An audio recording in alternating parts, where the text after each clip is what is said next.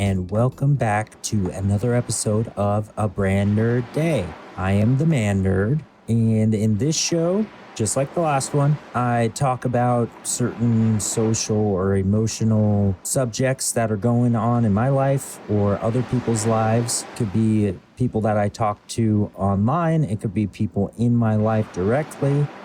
This week, I'm going to be talking about losing a companion. I've had a couple close friends of mine recently that lost their cat, who was with them for a very long time. Very sweet cat. I loved her, even meeting her a few times. So this sort of thing can be pretty hard on somebody. And I know people have different views on this. Some people think that animals are easier to lose than people. Some people think that certain people are easier to lose than animals. I'm not going to get into that. Everybody's view is different and they have their reasons for that. But losing an animal doesn't mean that they weren't close to you. A pet is not just a pet. You know, it's a companion, and most of the time you have them from when they were really little. You raise them just like you would a child, and they're with you. You teach them things, and people might think that the way you teach them isn't right, whatever. When it comes down to it, you do the same thing with human beings, with children. You raise them, you share your life with them. I've personally had many animals in my life.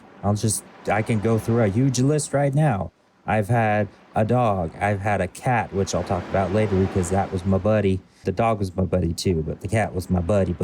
And then I've had a fish who I was attached to. I've had geese. I've had ducks. I've had chickens, goats, even had a donkey. And he was an ass, but I actually loved him. He was an ass. He was very strong-headed, but he could be kind of sweet. But anyway, moving on from that, had a ton of animals, and they all have a special place, except a few. But we'll get into that one later. I'm thinking of one in particular, a rooster. We called him Drop Dead Fred. Yeah, we won't get into that later. We'll do it now. Drop Dead Fred. He was mean. He protected the chickens, but he was mean. He even broke my dad's hand once. Yeah, it was pretty rough. But eventually, like most of the roosters and chickens, they eventually, no matter how much you try to protect them, they get taken by wild animals, which happened. But anyway, there were some really cool roosters as well. So back to the companionship thing. It doesn't matter what they are, who they are. It could be a person, it could be an animal, but a companion is a companion. And when you lose them, it's almost like you lose a part of yourself. And at first, you just can't imagine your life without them. You know, eventually things do get easier as you get used to being without them. It's one of those things, but it's never gone. It's always still there.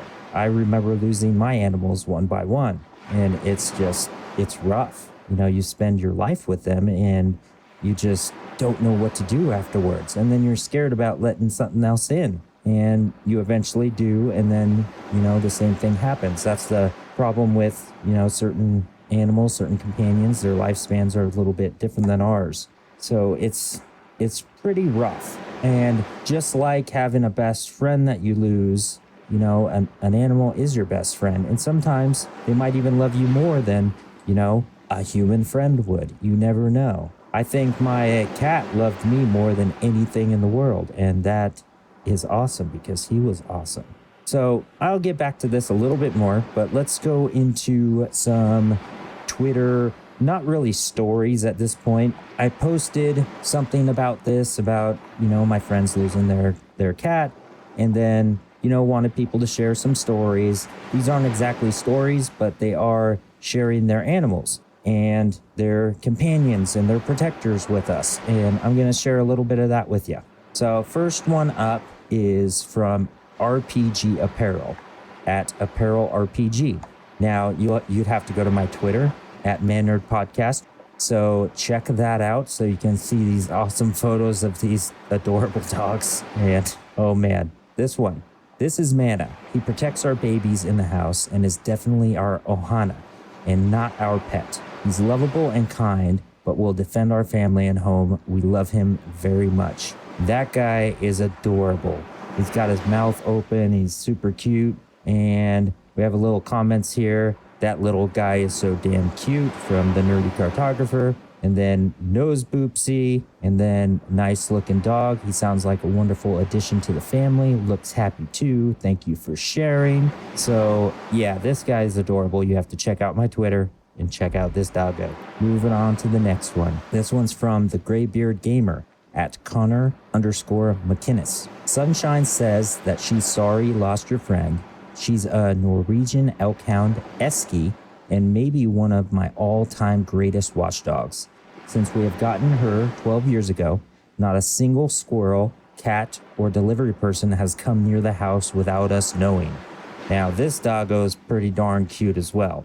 You got a white doggo, a little bit plumper than some, but she's just hanging out on a windowsill, looking out the window, and has a bandana around her neck. And it's super cute, and she's keeping an eye out for anything. She's protecting her family. So that is awesome. Moving on to the next one. The next one's from the Nerdy Cartographer. Now, this is Jack. He was on Nerd to Nerd, and he's in my D&D group. He's the DM of Last Nerds on Earth, the Five Crystals. He has a dog that actually made an appearance in the campaign as a character. He is a black puppy, and he's not so much a puppy anymore. He's pretty big. But this is what he has to say. I got my dog Loki when he was 8 weeks old. My partner didn't know about him and was pretty upset. 3 years later, he's my best mate and a wonderful protector of my partner and child. Plus, he's in our D&D campaign. Love him with my whole heart. Of course, I had to respond with Loki's a firecracker, and he's one of my favorite characters.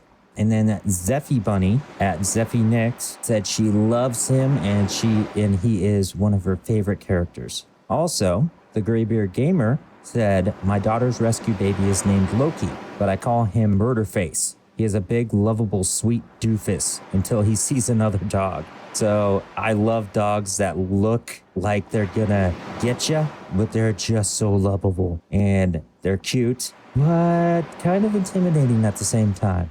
But once you get to know them, it's awesome. All right, moving down to the last one here. This is from Zeffy Bunny at Zeffy Nix. She has her cute little tiny doggo here who has been sick, and she's been trying so hard to keep him well, and apparently he is getting better, so that's awesome. And you got to check out his photo because he is cute as a button and might be as small as a button too. He looks super small, but super cute. And she says, you all are familiar with this fluff boy. I love him so much. He's been my baby since he first came into the world. I was there when he was born. His mama didn't nurse him. He got badly sick last May, but this boy is a fighter. The best baby a person can have. He's sweet, smart, and silly. So from there, of course, comments, he's way too cute. And then she says he is, and he knows it. It's a weapon that he's not afraid to wield. And then, of course, I had to say, use that weapon wisely, buddy. That doggo, you gotta see him. All these, you gotta see them. They are so darn cute. And talking of doggos, Zeffy is the artist that does my cover art, and she just did a Brand Nerd Day cover art, and I had her add a little doggo in there, and she called him Little Drew. Called him Drew Doggo. So he's pretty cute and excited, and he kind of looks like the duck hunt dog on purpose, so that's pretty cool too. All right, so since we got through all these, you got to check them out. It might lift your day up seeing all these dog faces. A companion is a companion, and they're so important to have. Even if it's a pet, it could be a fish, it could be a lizard, it could be a person even. But a companion is a companion, and they'll always be in your heart. It's so hard when they leave, and it could be very hard the way they leave. It depends. If it's sudden, if you know it's coming, it doesn't matter. It still hits you hard. But the fact is, we got to have that. We got to be around them. They got to love us. We got to love them. And people can't tell me that animals don't love their companions, because we're both companions together. They're our companion. We're their companion. My little cat, oh, I loved him. The first time we brought him home, he saw our dog, our goofy dog, Goofy Springer Spaniel, and he just freaked out and did a backflip. And that's when I said his name is Flippy. So that's how he got his name. They didn't get along at first, but they ended up spending the rest of their lives together. They were just fine with one another, the dog and the cat. And Flippy was awesome. He would, hang out in the house for days, and then he'd just go out and do his thing for days. He'd just come in whenever he wanted. He'd always cuddle up to my head. and he would purr, and then he would comb his claws through my hair every time he purred, and it was like he was brushing my hair, and he did it very lightly so he didn't hurt me. And that's something I'll always remember. He was my little buddy. I was his buddy. We were best friends. Of course, my dog was my best friend too, but not like the cat, not like Flippy. He was amazing. He liked me the best. You know how that is. So companions are important. If you've never had one, maybe you should. Maybe you won't. Maybe you shouldn't. Who knows? But I think it is a good thing. It's a good thing to have. It's just like getting to know people. It's very important in your life to have companionship, whatever it is. So that's where we're going to leave off today until the next time, and we'll talk about something else. So I hope all of you have a good day, have a good night, and take care. Bye.